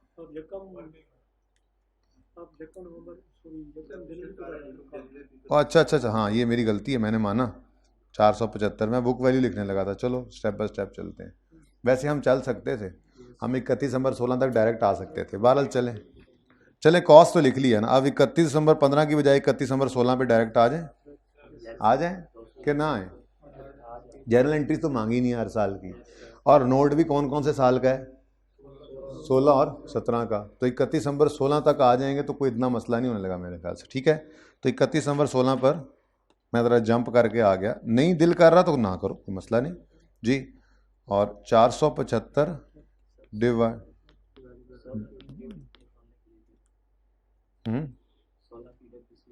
क्यों निकालूंगा मैं 16 के अलग डेप्रिसिएशन? 17 का नोट, हाँ 16 का भी नोट है। चलो यार, वैसे आसान है लेकिन सही कह रहा है भाई। भाई आप बताओ, 15 का नोट नहीं, 16-17 का तो है ना। चलो ठीक है, 31 दिसंबर, फ़र्क नहीं पड़ता, कोई मसला नहीं यार, मैनेज कर। जिसने इकट्ठा भी लिख दिया होगा उसको ये पता होगा कि मैंने इंटू 2 किया है, वहाँ पे इंटू 2 नहीं करेगा। इतनी लॉजिकल मतलब कॉमन सेंस होती है, इतना काम तो चला लेते हैं जी। बोलें 475 डिवाइडेड बाय 25 ईयर्स जी। Book value 456। 31 दिसंबर 16 पर डेप्रीसिएशन 19 और 437। ठीक है जी। अब इस दिन रिकवरेबल अमाउंट उन्होंने लिखी हुई है, तो तरीका वही रखा हुआ था, आपको याद है ना। एक लाइन छोड़कर हमने क्या लिखना होता है जी? बुक वैल्यू, ठीक है ना। हाँ, वो पक्का नहीं है। अगर रिकवरेबल अमाउंट गिरी हुई तो बुक वैल्यू की जगह रिवाइज बुक वैल्यू ही लिख देंगे, यानी रिकवरेबल अमाउंट की बुक वैल्यू बनाएंगे। इम्पेयरमेंट लॉस आता है ना, अगर रिकवरेबल अमाउंट ना गिरी हुई तो बुक वैल्यू वही रहती है, इम्पेयरमेंट लॉस नहीं आता। याद नहीं है? तो मैंने कहा था मैनुअली देखना है, भूल तो नहीं गए? इस 437 को नज़र में रख कर लाओ और यहाँ आकर देखो रिकवरेबल अमाउंट कितनी है। ओ, रिकवरेबल अमाउंट गिर चुकी है, इतनी गिर चुकी है कि बुक वैल्यू से भी ज़्यादा गिर गई। तो हमने क्या कहा कि बुक वैल्यू रिवाइज कर दो, यानी कि रिकवरेबल अमाउंट को ही रिवाइज बुक वैल्यू बना दो।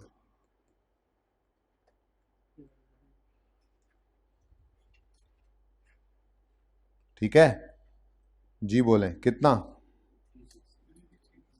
360 जी, 360 आ गया। तो इम्पेयरमेंट लॉस कितना आ गया? 70। आगे क्या करना है, लिख के चलने दो आगे। वैसे अगर लिखना खामखा तो लिख लो, मैंने कहा था बाद में छुपा कर, रूल तो वैसे ही छुपा कर लगाया था, आपको याद है। वैसे काम चल जाता है कॉस्ट मॉडल में, ये वाले कॉलम से ना, वो जो हमने नहीं कहा था रिवाइज बुक वैल्यू निकालेंगे higher of, sorry lower of book value had there been no, वो वाला काम। अगर प्रॉफिट एंड लॉस वाला कॉलम डाल लें तो वो काम मैंने छुपा भी लिया था, लेकिन मैंने कहा था ये शॉर्टकट से हो जाता है। लेकिन छोड़ो, आप छोड़ो शॉर्टकट को, क्या करना है। जी जी जी जी।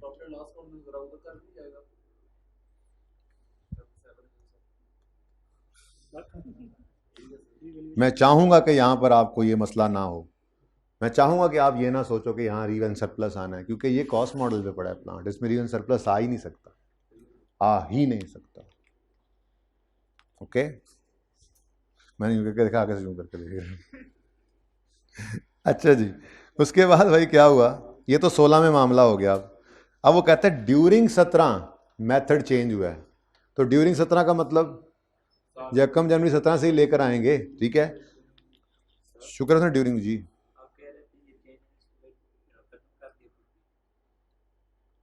मैंने ये बात कही है कि चेंज इन एस्टीमेट खत्म कर दिया गया पीपीई से। आपको किसने कहा? मेरे से सुना, मेरे जुबान से सुना, मेरे मुंह से सुना।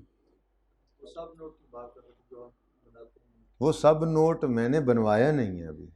मैंने कहा मैं आईकेप से पूछ लूँगा कि आप वो चेंज इन एस्टीमेट का जो सब नोट बनाते हैं वो आप क्यों नहीं बना रहे अपनी किताब में, बनाएं, उन्हें ये कहूँगा। और आपको तो मैंने बनाना सिखाना ही है, वो सारे सवालों में इकट्ठा करेंगे, आइए सेट के साथ ही सिखाऊंगा।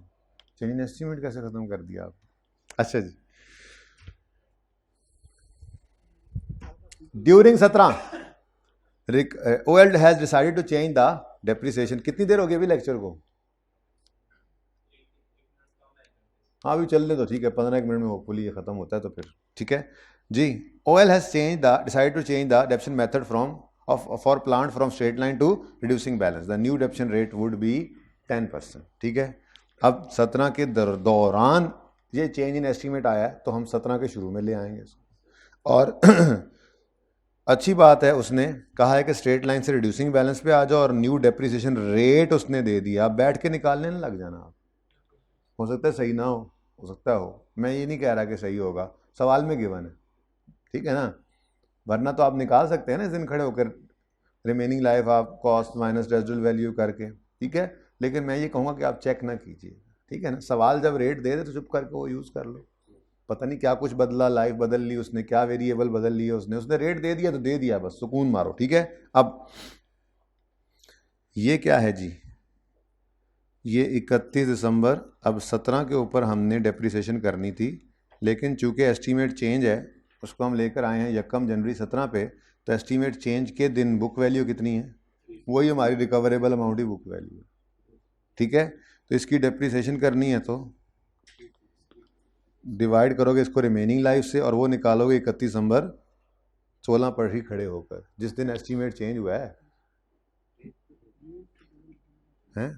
हाँ रेट गिवन है, ज़िंदगी आसान हो गई, चलो अच्छी बात है, अच्छी बात है, ये तो ज़िंदगी आसान होगी। 360 into 10% book value at the date of change in estimate. अच्छा वैसे अगर ये चेंज इन एस्टीमेट ना होता और ये रिड्यूसिंग बैलेंस मेथड ना भी होता, लेकिन वो यूँ कह देता चेंज इन एस्टीमेट हुआ है और अब रेट 10% है, तब भी इसी 360 पे रेट लगना था, क्योंकि चेंज इन एस्टीमेट वाले दिन की बुक वैल्यू पे हम रेट या आगे उसको लाइफ के लिए चलाते हैं, ठीक है ना।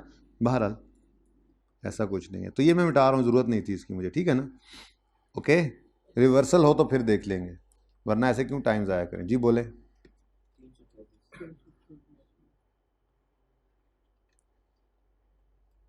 आपके दिल में आ रही है सर देखें गायब कर दिया सर आपने, यार ये लो यार, फ़र्क क्या पड़ता है, ये लो कसम से। कितना था यहाँ पे लॉस, कितना था 77। परेशान बहुत जल्दी, बातें मत करो यार, 2 बच्चे आगे बातें कर रहे हो, कौन बातें कर रहे हो। 2 नहीं है वैसे, हो तो गए हैं 10-12। अच्छा अब भाई नशर तो आपको पता है सेम ही होता है, आप कहोगे सर ने बताया नहीं, देखा समझ नहीं आ रही थी ना, अभी गोल कर आ गए जी। ये कितना हो गया, 8 कर लो ना, 8 कर लो। अब ये कौन सा मैंने आगे यूज़ करना है बस, ठीक है जी, ठीक है। अभी तो देखो मैं इसलिए कह रहा था रहने दो, क्योंकि पीपी का नोट बनाते हुए तो हमने वैसे ही मेन नोट के अंदर, और सरप्लस की मूवमेंट होती है तो इनको ओपन कर लेते हैं, ये जिनको छुपा के आए हैं, लेकिन लॉस की तो कोई मूवमेंट नहीं बनाते, तो प्रॉफिट एंड लॉस है, तो इसको कोई ज़रूरत नहीं थी लिखने की, मैं ये कह रहा था। बहरहाल मैंने लिख के काट दिया। लो भाई वर्किंग इज़ कंप्लीट, ये हमारा प्लांट। अब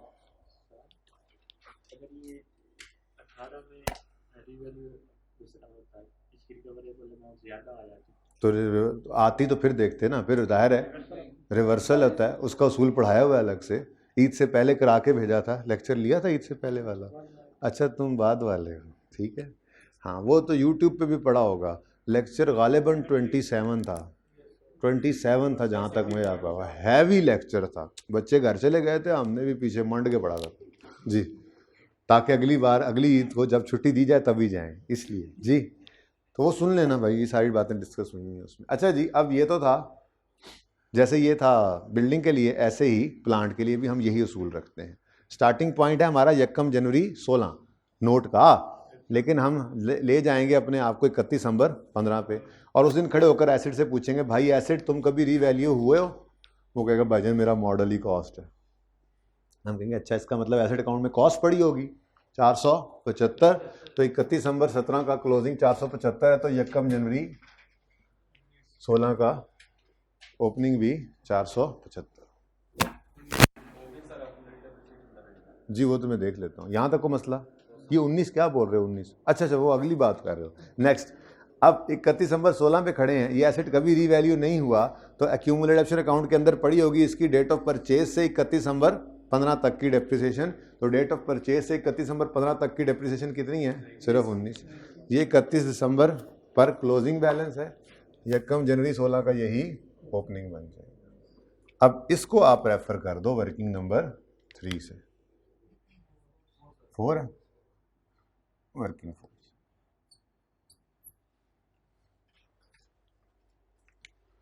ठीक है, डन। चलें आगे। ओके, अब 16 शुरू हुआ, 16 में ये एसेट फिर डेप्रिशिएट हुआ है, कितने रुपए? 19 रुपए। कोई एडिशन नहीं, कोई डिस्पोजल नहीं, कोई रिवैल्यूएशन, मॉडल ही नहीं है ये तो, और ये 475 पर ही है और 19 रुपए ये मजीद डेप्रिशिएट हो गया। तो मसला नेक्स्ट। ओ 31 दिसंबर 16 पे तो ये एसेट इम्पेयर हो गया। इस 77 की एंट्री क्या बनती है? Impairment loss debit, accumulated impairment loss credit, like डेप्शन expense credit. तो ये मैंने एक लाइन छोड़ी थी, मैंने कहा था आपको, ज़रा बच्चे पूछ रहे थे ना क्या करें, ये ऐसे इम्पेयरमेंट लॉस डाल दो भाई, क्या हो जाएगा, और यहाँ पर लिख दो एक्यूमुलेटेड डेप्रिसिएशन या इम्पेयरमेंट, बस मसला क्या है, ठीक है ना। तो जब इम्पेयरमेंट आया तो हमने ये काम कर लिया। तो एक लाइन वैसे ही एहतियातन छोड़ दिया करो, ये एंड पे भी आ सकता था, मैं कह भी रहा था एंड पे छोड़ने पे, मैंने कहा चलो आपने यहाँ अपनी तरतीब रखी सारी, डिस्पोजल के नीचे एक लाइन छोड़कर फिर क्लोजिंग लिखा, आ गया इम्पेयरमेंट। मैं कर देता, नहीं माइनस में क्यों होगा, लॉस है, ये क्या है, लॉस नहीं है, एक्सपेंस नहीं है, इसकी एंट्री क्या करते हो? डेप्शन एक्सपेंस डेबिट, एक्यूमुलेटेड डेप्शन क्रेडिट, ये एक्यूमुलेटेड डेप्शन का क्रेडिट है। फिर जब ये डिब्बा लगेगा तो ये एसेट में से माइनस ही होगा ना, कोई डिफरेंट नहीं है भाई, एंट्री सेम है, डेप्रिसिएशन की तरह से ही है ना। तो बस डेप्शन एक्सपेंस और impairment loss, profit and loss में एक्सपेंस आएगा और एक्यूमुलेशन में उसका दूसरा इंपैक्ट पड़ा होगा, लेकिन ये क्लोजिंग जब बनेगा तो एसेट में से माइनस होगा, लॉस है। ठीक है जी, एंट्री बोलो ना, एंट्री बोलो, इसलिए कह रहा हूं एंट्री बोलो। एक्यूमुलेटेड इम्पेयरमेंट लॉस ये क्रेडिट है, बस यहां पर लिख दिया हमने depreciation slash impairment, accumulated impairment loss credit. ठीक हो गया, सही है, कोई ट्रांसफर नहीं, कोई डिस्पोजल नहीं। अब बताओ, ये भी वर्किंग फोर्स से ही आया, ये सारा कुछ ही वर्किंग फोर्स से आया जी। 3 इसका टोटल भाई 115। अब 475 में से ये सारा 115 माइनस होगा तो लॉस है ना जी, 360। तो देख लो जाके 360 ही 31 दिसंबर 16 की बुक वैल्यू होनी चाहिए रिवाइज होने के बाद। इम्पेयरमेंट से पहले कुछ और था, लेकिन इम्पेयरमेंट लॉस रिकॉर्ड हुआ है तो अब 360 पे आ गई है। Return down to its recoverable amount, इसी को तो कहते हैं। ठीक है, सही है। केड़ा मॉडल 92, अच्छा स्ट्रेट लाइन नहीं भाई,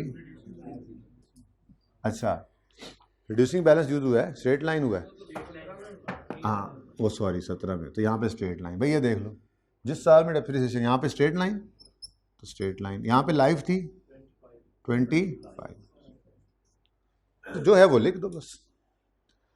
क्लोजिंग बनाएंगे ओपनिंग 475, क्लोजिंग बनाएंगे ओपनिंग, ये देखो 115। इस 115 में एक्यूमुलेटेड डेप्रिसिएशन भी पड़ी है, एक्यूमुलेटेड इम्पेयरमेंट भी पड़ी है। ठीक हो गया, कोई एडिशन, कोई डिस्पोजल, कोई रीवैल्यूएशन, कख भी नहीं, 475। ठीक है, बस डेप्रिसिएशन है 17 की, कितनी है 36 रुपये, तो ये 36 यहाँ पर आ गया। यहाँ पे आपने लिख दिया वर्किंग 4। वर्किंग का रेफरेंस देते रहा करो, कहीं मेरे से रह गया तो माफ कर दो। इसमें इम्पेयरमेंट थी नहीं और इसमें इम्पेयरमेंट इस साल आई नहीं। द इम्पेयरमेंट लॉस हर साल नहीं आता लाइक डेप्रिसिएशन। इम्पेयरमेंट लॉस तो इंडिकेशन पर टेस्ट लगने पर कभी आ भी सकता है, कभी नहीं भी आ सकता। ठीक है जी, ये तो वैसे ही कोई नहीं थे, डिस्पोजल भी नहीं है, तो क्या बन गया 151। अब 475 में से 151 माइनस करो, 300, मॉडल कॉस्ट, और अब देखो ना इस 36 के लिए क्या यूज हुआ है, तो वो रिड्यूसिंग बैलेंस मेथड वाला रेट भी लिख दो। ठीक है जी।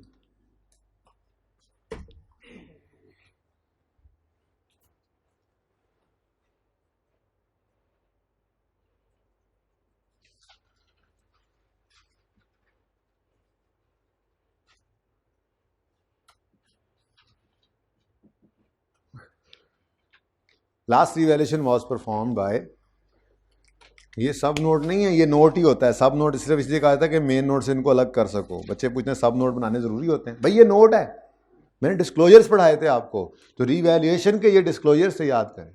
ठीक है, तो last revaluation was performed on 31 December 17 by Najeeb consultants and independent firm of values. दूसरा क्या सब नोट बनाते थे हम?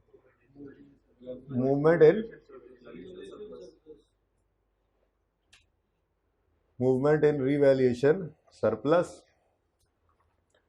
31 दिसंबर 17, 31 दिसंबर 16। क्या कुछ आता था इसमें maximum? Arose, adjusted, transferred to retained earnings, बस ट्रांसफर्ड लिख दो काम चलेगा, और क्लोज।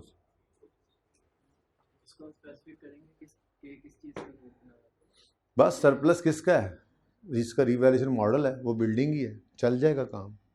लिखना है तो ऊपर लिख दो बिल्डिंग, आपको लेकिन सली नहीं हो रही। 31 नंबर 16 17 से ऊपर ऐसे करके लाइन लगाओ, ऊपर लिखो बड़ा बड़ा करके बिल्डिंग।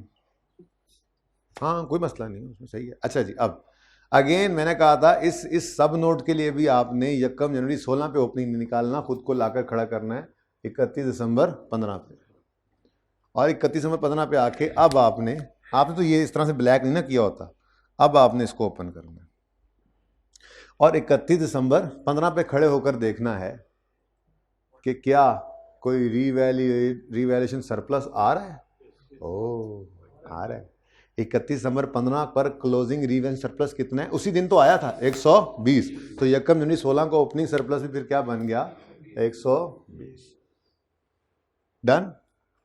उसके बाद यहां से आगे देखो तो 120 के बाद कुछ अरोज हुआ, कोई एडजस्ट हुआ, यानी लॉस आया नहीं, सिर्फ क्या है? ट्रांसफर 4.1। तो ना कोई अरोज है ना कोई एडजस्टेड है, बल्कि ट्रांसफर हुआ 4.1 जी। टोटल क्लोजिंग कितना आ गया?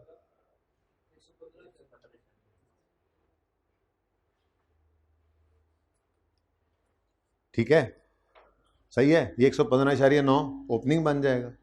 उसके बाद 16 का साल खत्म हो गया, 17 शुरू हुआ। 17 में मैंने आपको बताया था ये सारे ही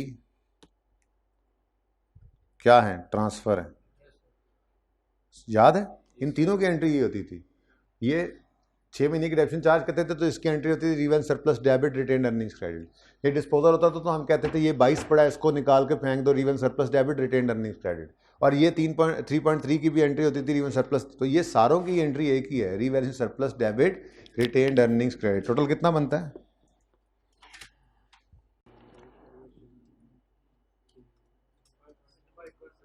25 ये 25.7 क्या है? Transferred to retained earnings.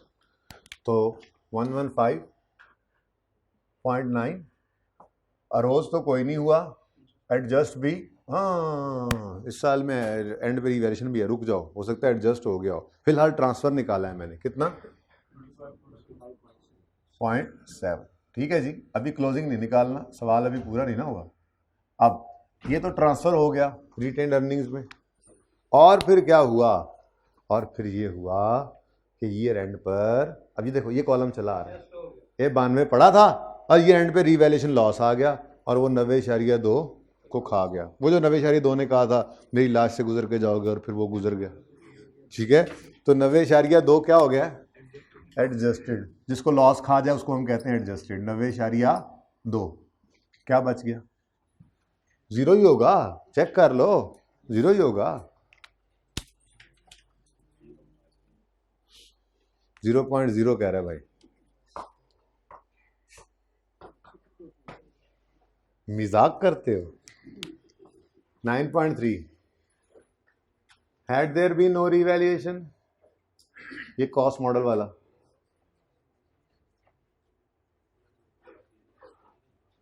Book value of buildings would have been 31 दिसंबर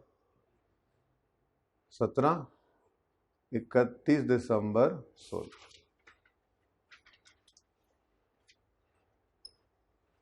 आज तो हाइब्रिड वालों भी नहीं है, असलियाँ पैया ने गलियां हैं, ना वो कैमरा चल रहा है उनका, ना वो मॉनिटर में नज़र आ रहे हैं। उदास हो गया मैं उनके लिए।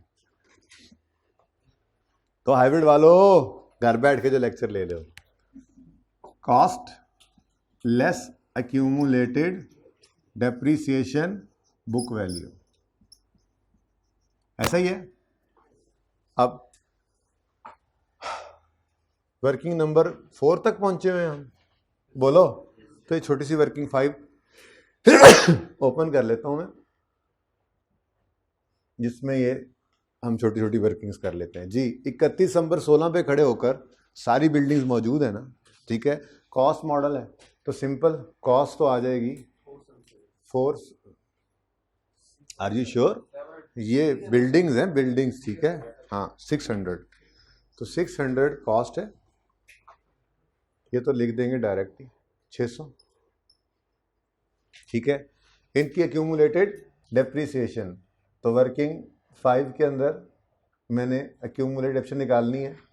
600 कॉस्ट थी डिवाइडेड बाय लाइफ कितनी थी 30। अब 1 जनवरी 15 को ये एसेट्स, ये बिल्डिंग्स खरीदी थी, रीवैल्यूएशन ना होती तो 31 दिसंबर 15 तक 1 साल गुजर जाता है, 31 दिसंबर 16 तक 2 साल, तो इंटू 2 क्या आंसर आता है? Book value 560।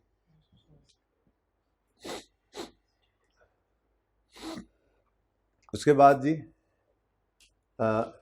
नेक्स्ट अगला साल। अब अगले साल में मैंने आपको कहा था, घर पे कहा था होमवर्क में लेजर बनाना 17 के साल 16 के साल का, लेकिन फिर मैं आपको कहा था डिस्पोजल को समझो है ही नहीं, डिस्पोजल है ही नहीं, और बाकियों की डेप्रिसिएशन ले लो, प्रूफ कर लेना आप। देखता हूँ आज टाइम है तो वो कर लेंगे। फिलहाल तो 600 माइनस 66 कितना बनता है? 544। ये क्या है? 600 सब बिल्डिंग्स की कॉस्ट थी, 66 वो जो बिक गई। तो अगर 30 जून पर बिक गई है तो क्या 31 दिसंबर 17 पे पड़ी होगी? 30 जून 17 पे अगर बिक गई है 66 वाली बिल्डिंग, तो क्या 31 दिसंबर 17 पे पड़ी होगी? तो फिर इसको माइनस करके बाकी कॉस्ट पड़ी होगी ना। क्या 30? अच्छा 534, ठीक है। अच्छा अब ये रिमेनिंग बिल्डिंग्स की कॉस्ट, अब बस इसी रिमेनिंग बिल्डिंग्स की कॉस्ट को डेप्रिशिएट कर लेते हैं, डिवाइडेड बाय 30 इंटू 1 जनवरी 15 से 31 दिसंबर 15, 31 दिसंबर 16, 31 दिसंबर 17, 3 साल। बोलो 53.4। श्योर? ये देख लो, 2-3 बच्चे तो चेक कर लो क्या हो गया है भाई, क्या करने आए हो आप? पिकनिक करने आए हो? हाँ 53.4, 3 साल से मल्टीप्लाई किया ना। ओके जी। Book value 480.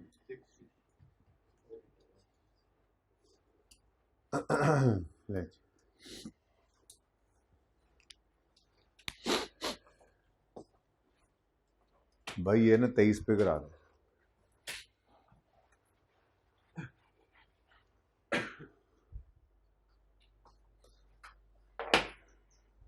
अच्छा ये जो मैं कहता हूँ कि 31 पे खड़े होकर ऐसे समझो जैसे डिस्पोजल वाला एसेट कभी था ही नहीं, इसको मैंने कहा था प्रूफ करने के लिए ना, इसको प्रूफ करने के लिए आपने घर पे बिल्डिंग का अकाउंट बनाना है।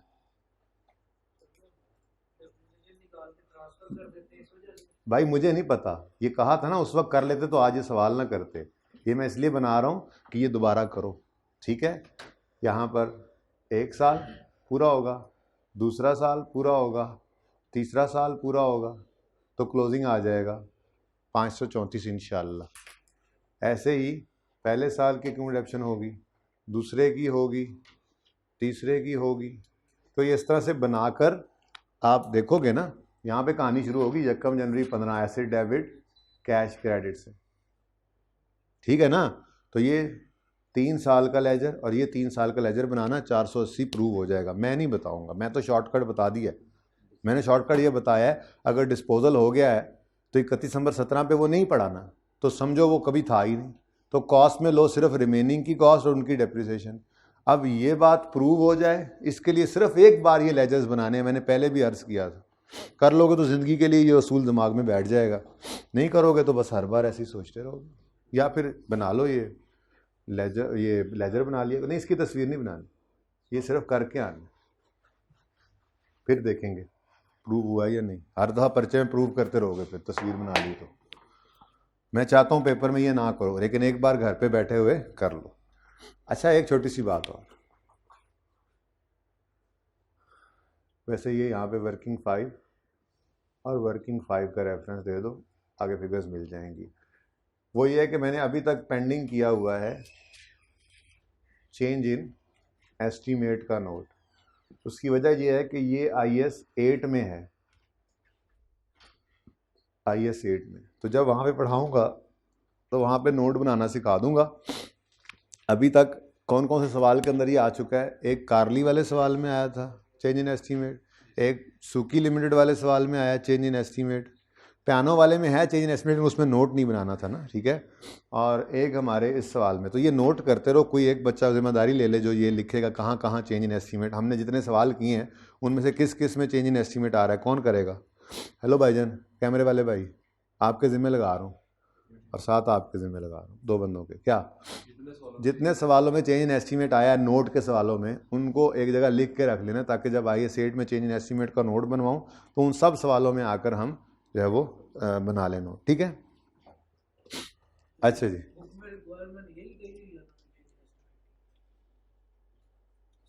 जी हाँ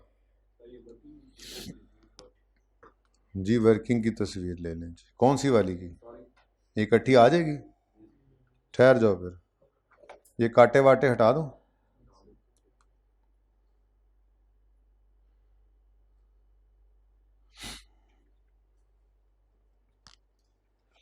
ठीक है जी, आप पार्ट 2 शुरू कर दें।